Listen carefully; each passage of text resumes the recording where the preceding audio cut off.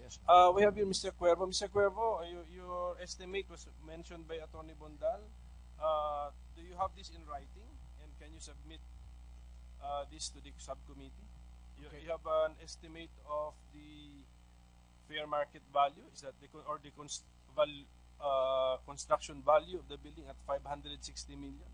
Okay, Your Honor, I was not requested to do an appraisal of the property. However, I was asked how much similar property will cost. No? Now, we're talking about 2007 values. No? And we are not sure if this area is reported, if it's accurate. No? Because I understand the 12th floor is a roof deck. So it's not supposed to be... we'll ask the Professor Lopez because he should know. Maybe a few structures there could be included as part of the what we call a 12th floor structure. And then another thing I saw about regarding the values, it was on an average for the whole building when some of the floors are parking floors, no? Including the roof deck. I saw it's same value in the computation for the total cost of the whole building. So there is a need to do fine tuning. No? Now what the value I gave is in assumption that the 12th floor is totally covered, and the lower floors are all also part of the school and not parking buildings. So my estimate is still in the low side. I mean, sorry, it's on the high side, no? So the value should be lower than what was reported. My question is, did you put in writing your estimate as well as the comments? Okay. Because if you did, please furnish this subcommittee with the copy. Not yet, because there's still no request for a formal appraisal report. Everything was just verbal and so even this informal appraisal, you did yes, because we don't know the floor area, and it's only now that I found out that the lower floors are parking and the roof, the 12th floor is an actual roof deck, no? Okay, before Attorney Badal, yes, and then correction lang po, Mr. Senator. I was just being informed na yung pong design ng building namana rin po ng mana. Okay. Okay, that's also the information I have. So just like the Makati parking building too, no? Okay. So before we ask Professor Lopez to respond, Mayor Beris, I ask Senator Trillanes if he still needs you, and he has no more questions to be directed to you, so you're free to go, sir, Mayor. Thank you for your presence. Maraming salamat din po. At sana nagkaroon po ng linaw na itulong namin sa inyo sa pagdinig ng Blue Ribbon Committee. Opo, marami po kayong na-contribute na mga idea sa last hearing po, kaya salamat po sa inyong full cooperation, Mayor Beris. Thank you, sir. Professor Lopez, please. You can respond. Mr. Chair, can I read the statement? Yes, of course. Thank you very much, Mr. Chair, and to the members of the Senate Blue Ribbon Subcommittee.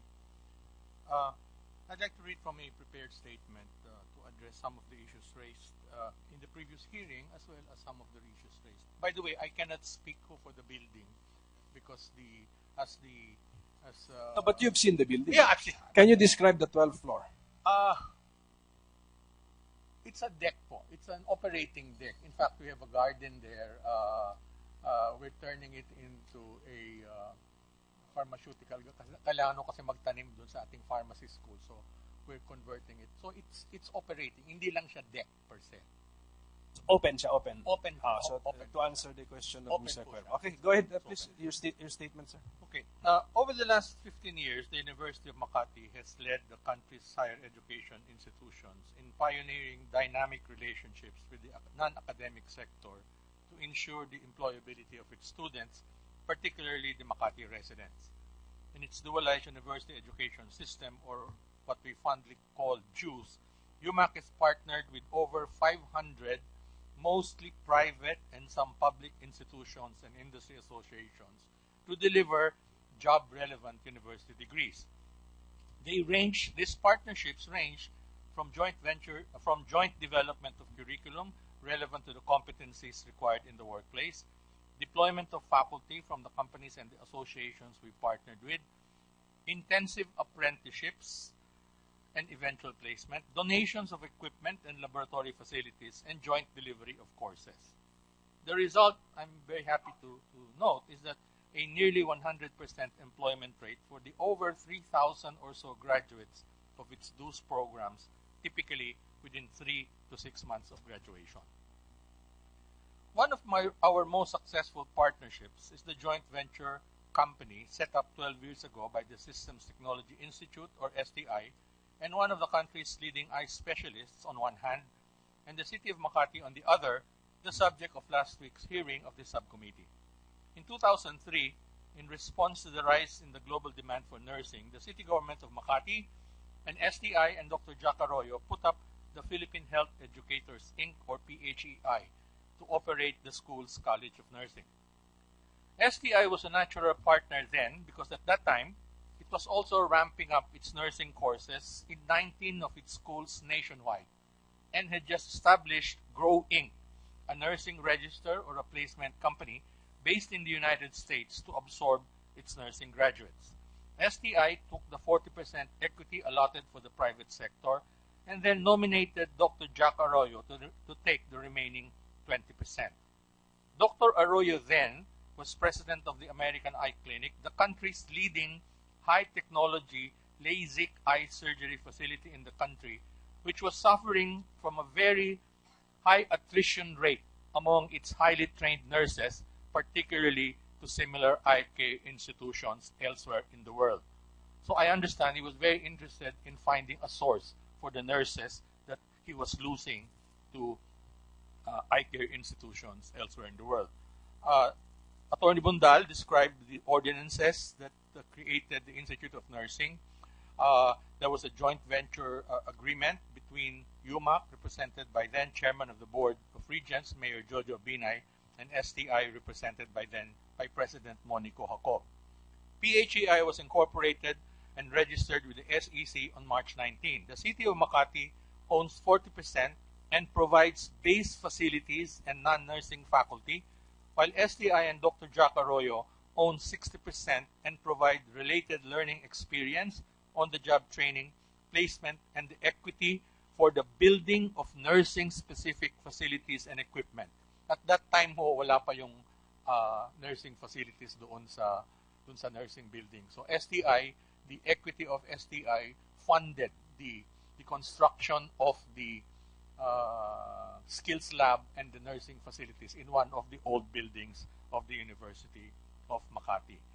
Then Mayor Jejomar Binay was an original director of the company. Myself and the late Dr. Ernie Santos, who was director of the Hospital na Makati, with nominal shares, with nominal 1 share each, representing the City of Makati's share in the joint venture.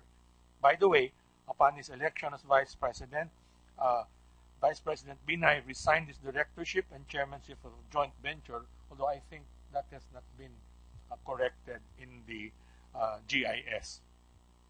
To address the dramatic slump in the nursing enrollment, which was suffered by all nursing schools, including our own College of Nursing, and to remain relevant and sustainable with the changing times and the growing educational needs of the health industry, the UMAC Nursing School branched out to Allied Health Sciences and changed its name to its current name, College of Allied Health Studies. Today, aside from the Center of Nursing, COAS has added 3 other centers to its roster. The Center for Imaging Health Sciences, offering courses in radiologic technology, the Center for Pharmacy, offering courses in pharmacy, and the first Center for Complementary and Alternative Medicine, offering courses in complementary and alternative medicine, the first in the country, which opened in 2012. By the way, this was the center referred to in the 2 MOAs cited by Attorney Bundal. With an estimated 2,500 graduates in 8 years, COAS counts among many of its accomplishments the 70% average passing rate in the nursing board exam over the last 10 years, with 6 top placers, and the 77% passing rate with 1 top-notcher 8th place for our first cohort of the radiologic licensure exam. It is true, as Attorney Bundal cited, that the average passing rate has been dropping, but that is really a function of a reduced number of new graduates and a continuing large number of repeat takers. So in absolute numbers po, the passing rate has dropped, but the passing rate of our new takers continue to remain high. For Makati residents, for non-Makati residents, because the college accepts students from all over the country, the College of Allied Health Studies charges approximately 27,000 per semester tuition fees plus other miscellaneous fees. Qualified Makati residents enjoy, I repeat, qualified Makati residents enjoy full tuition fees, and other fees scholarships. As of today, about 20% of the graduates of the college are Makati residents, and the equivalent value of their scholarships amount to over 140 million. And so while the college is charging tuition fees to non-Makati residents, all Makati residents who are in the school pay nothing. The city has benefited immensely from the joint venture. It has earned 42 million in dividends and around 70 million in rental, utilities, and general education faculty fees from the joint venture. The joint venture also paid in the last 5 years alone. I was not able to get the records of the previous, the first 5 years, and I suspect the amount is even larger. In the last 5 years alone, the joint venture has paid over 36 million in value added and income taxes to the national government. All benefits accruing to the ownership of the shares in the joint venture were all paid to the city. Let me stress that no Makati City official received any dividends nor compensation for representing the city in the joint venture. We are very proud at the University of Makati of not only the scholarship benefits enjoyed by our Makati resident students, but also of the financial benefits that have flowed into the city and the national coffers. We believe that the joint venture is a valid model for the development of initiatives where government and the private sector can beneficially and sustainably work together in the delivery of quality education. Yun lang po, Mr. Chairman. Thank you, Professor Lopez. Mr. Jacob, you want to say something, sir?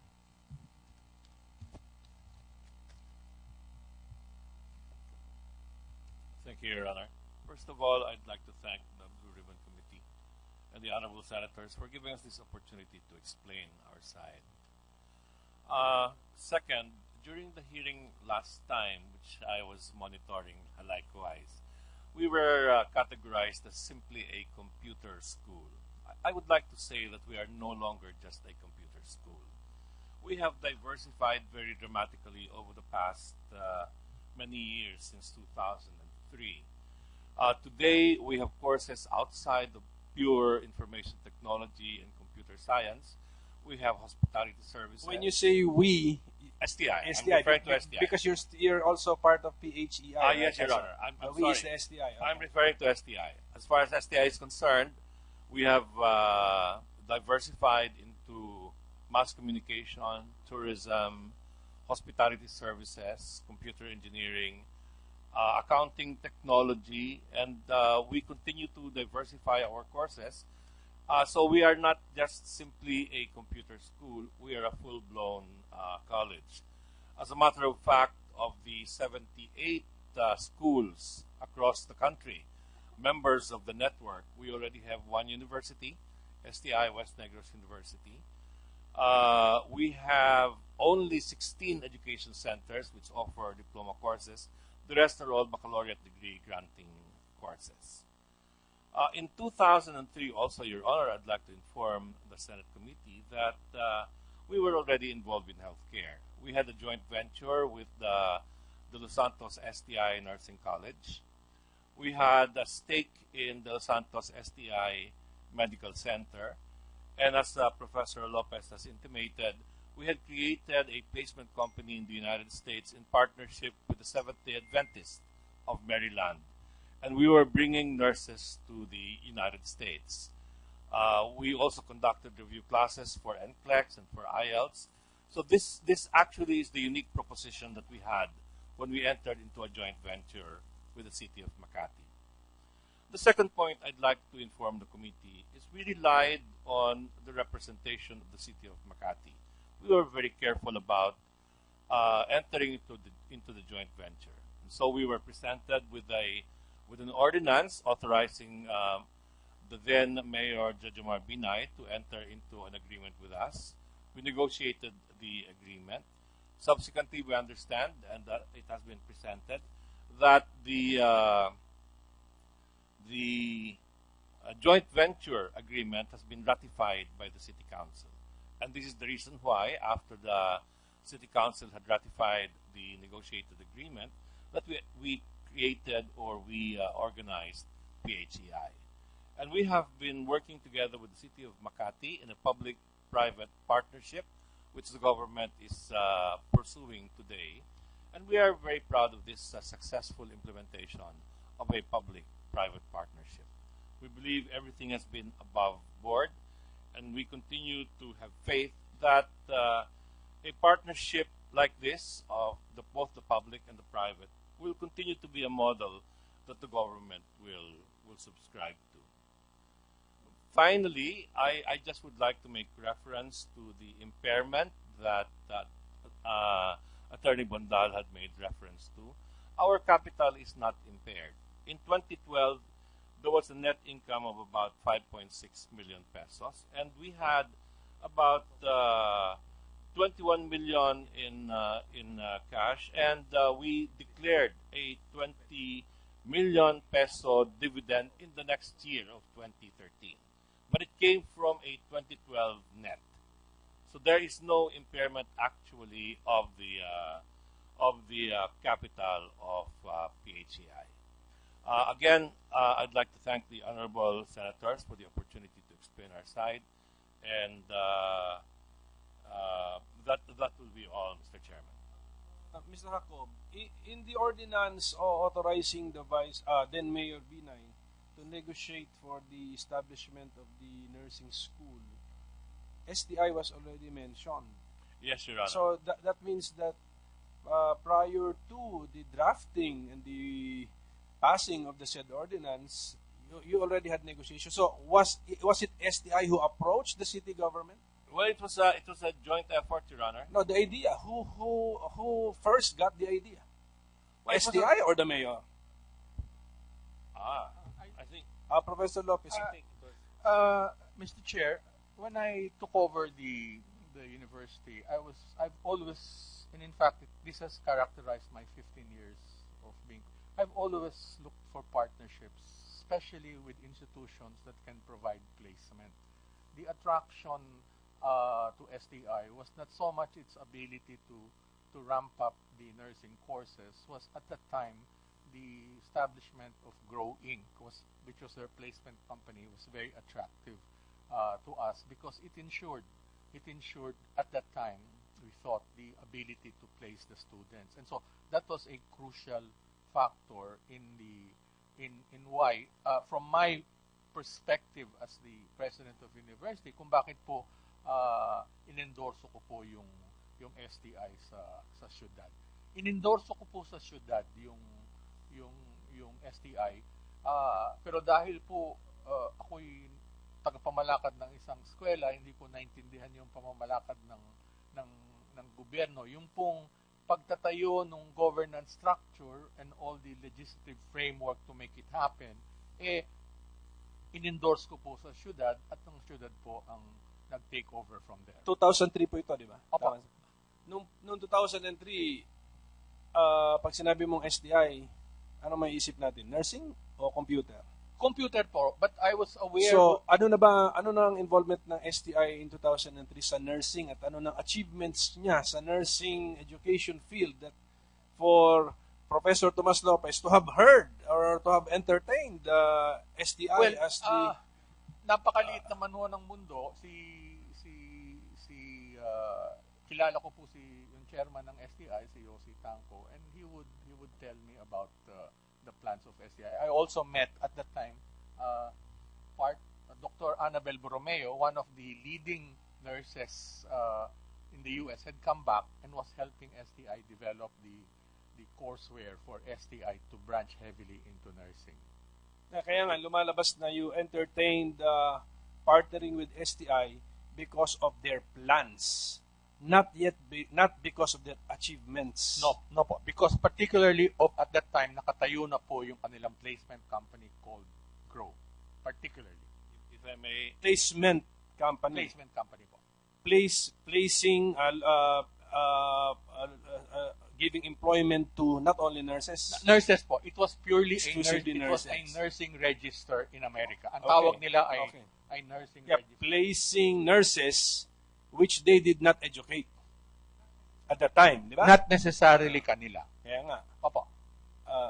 Yeah, Mr. Jacob. yeah. Well, first, at that time, we were already involved with the Los Santos Medical Center. So we owned we owned 48% of STI, the Los Santos STI Medical Center. So we were actively involved in the running of the hospital. At the same time, we had 52% of the De Los Santos Nursing College. It's called then at the time BLS STI Nursing College. And then we went into nursing in a big way because of the nursing demand, and we established about 19 STI schools as nursing colleges.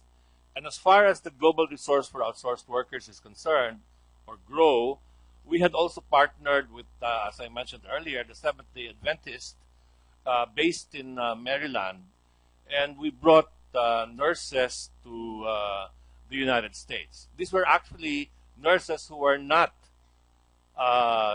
graduates of STI or the Los Santos STI because we just started working with them. But we have brought over 200 nurses to the United States. No? Hospitals in Florida, hospital in New York. Professor Lopez, if you want to send your graduates to Florida, do you need to partner with STI? It was the philosophy of the leadership of UMAC, Mr. Senator, as much as possible to have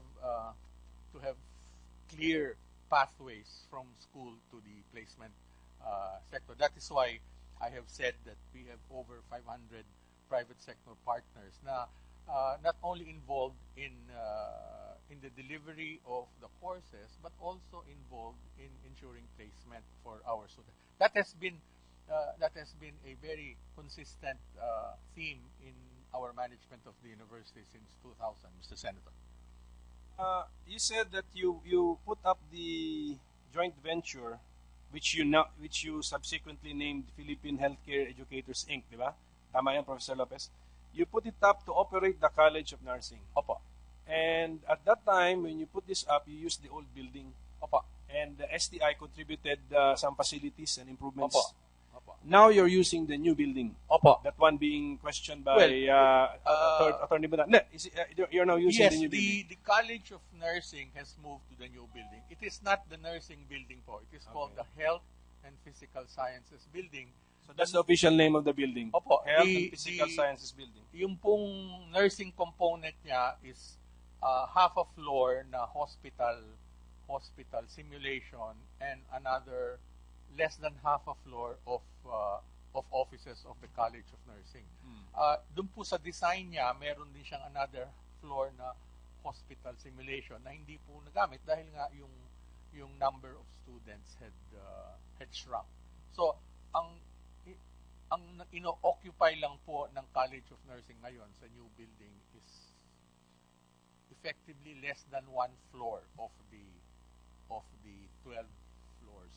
There's no more, the College of Nursing is no longer using the old building. Wala na po. Yung same location ba yan? Was the old building demolished or iba? Hindi po. Iba. Okay, so iba na. It's the same. Okay, so in this new building called the Health and Physical Sciences Building Opo. was totally financed in its construction by the City of Makati. Yes po. Tama. How about the equipment, the fixtures, the furniture we see Financed by inside? the City of Makati. So no contribution anymore Wala na from po. the STI? Wala po. Wala na. And you feel that the 60-40 Well, the sharing is still fair and reasonable? joint venture po pays rent for the use of the of the facilities po. Actual space used. Meron pong rent na binabayad until today. You submitted to us actually the shareholders agreement between STI and the city government of Makati. Because you said that there is no memorandum of agreement or memorandum of understanding. This is the only agreement between As far as I know po. the agreement you submitted contains a provision on ownership structure of the joint venture company that you are supposed to put up. Opo. It says that the university shall own 40% of the joint venture company. STI shall own 60% of the company. So has this not been violated with your admission that Dr. Jack Arroyo owns 20%? I think, sir, Mr. Chair, dun po sa last item, Who can explain? Well, Your Honor, in the joint venture agreement, the provision that you were reading, Your Honor, had an additional clause which says that it's 40% the city of Makati, 60% STI or its nominees or assignees. That is in that joint venture agreement. Wala, sir. I'm reading the one you gave me. Period na, sir. Period na. SDI shall own 60% of the company. Period. In another page. I think it's Article 16, sir, the last.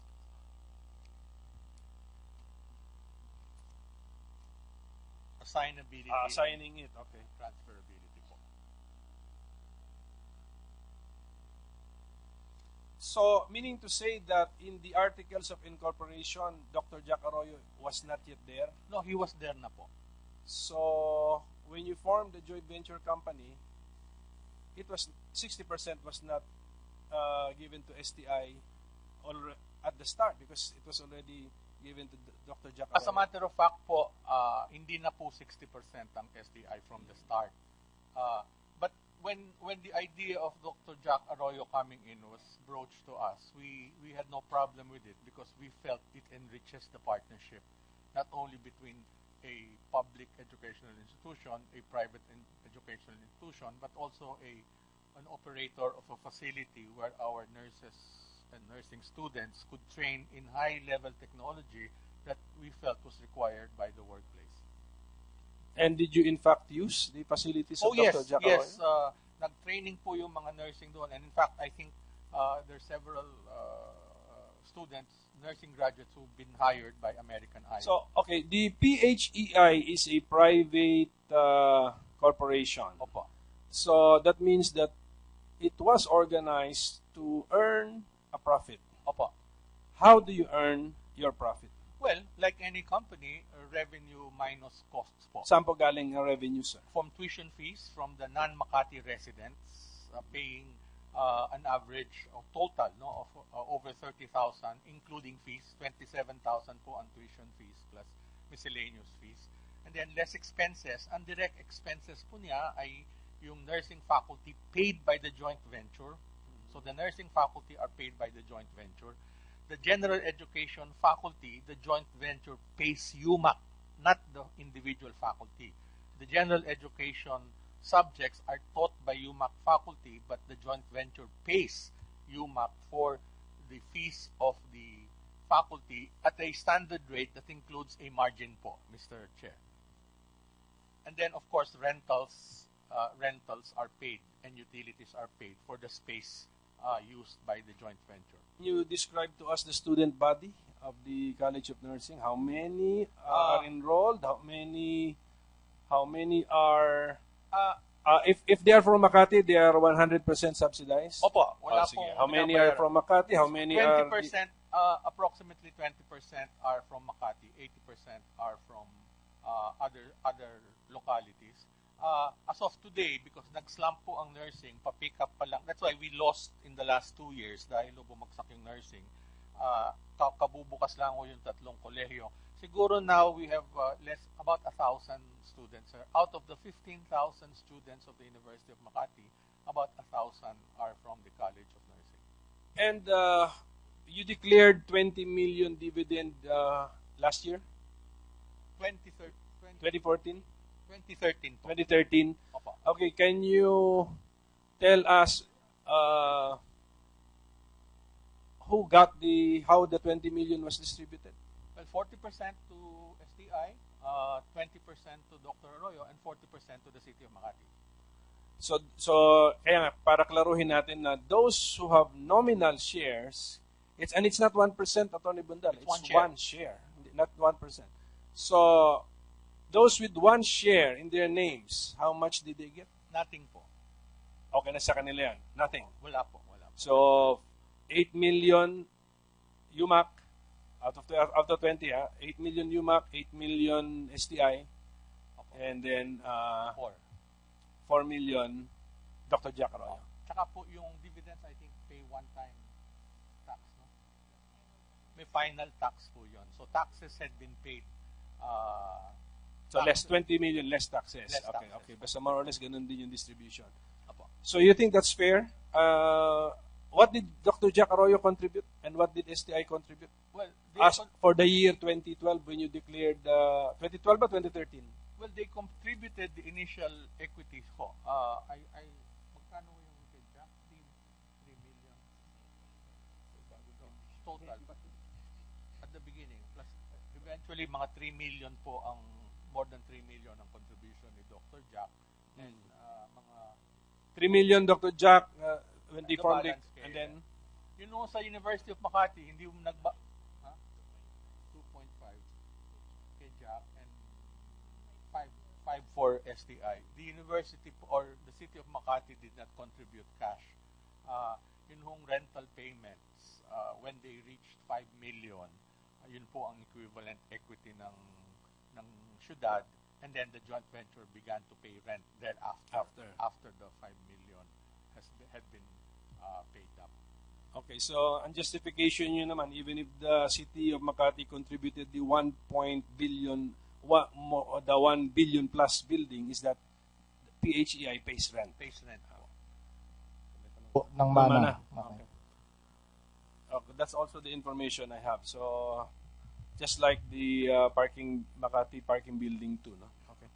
So before we ask Professor Lopez to respond, Mayor Beris, I asked Senator Trillanes if he still needs you, and he has no more questions to be directed to you, so you're free to go, sir, Mayor.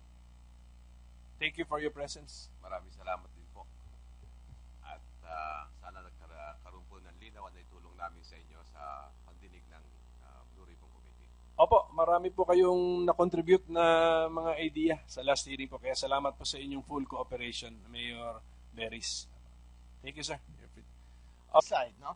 So the value should be lower than what was reported. And of my question is, 21.9. did you put in writing your estimate as well as the comments? Okay. Because if you did, please furnish this subcommittee with the copy. Not yet, because there's still no Ah, okay. request for a formal appraisal report. Everything was just verbal and So even rough estimate. even this informal appraisal, you did not. Yes, because we reduce don't know to the writing, floor okay. area, and it's only now that I found out that the lower floors are parking and the roof, the 12th floor is an actual roof deck, no? Okay, before Attorney Badal, yes, and then Correction lang po, Mr. Senator. I was just being informed na yung pong design ng building, namana rin po. Yes.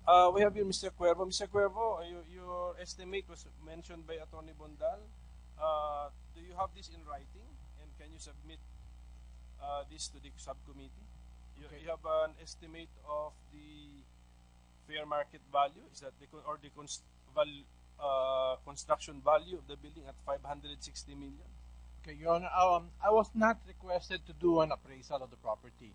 However, I was asked how much similar property will cost. No? Now, we're talking about 2007 values. No? And we are not sure if these areas reported, if it's accurate. No? Because I understand the 12th floor is a roof deck. So it's not supposed to be... We'll ask included. the Professor Lopez, please. You can respond. Mr. Chair, can I read the statement? Yes, of course. Thank you very much, Mr. Chair, and to the members of the Senate Blue Ribbon Subcommittee. I'd like to read from a prepared statement to address some of the issues raised in the previous hearing, as well as some of the issues raised. By the way, I cannot speak for the building because No, but you've seen the building. yeah, I've seen. Can you describe the 12th floor? Uh, it's a deck po. It's an operating deck. In fact, we have a garden there. We're turning it into a pharmaceutical. Kailangan kasi magtanim dun sa ating pharmacy school. So, we're converting it. So, it's operating. Hindi lang siya deck per se. Open siya, open. Open. Open because you should know. Maybe a few structures there could be included as part of the what we call a 12th floor structure. And then another thing I saw about regarding the values, it was on an average for the whole building when some of the floors are parking floors, no, including the roof deck. Was I saw it's same value in the computation for the total cost of the whole building. So there is a need to do fine tuning. No? Now what the value I gave is in assumption that the 12th floor is totally covered, and the lower floors are all also part of the school and not parking buildings. So my estimate is still in the low side. I mean, sorry, it's in the high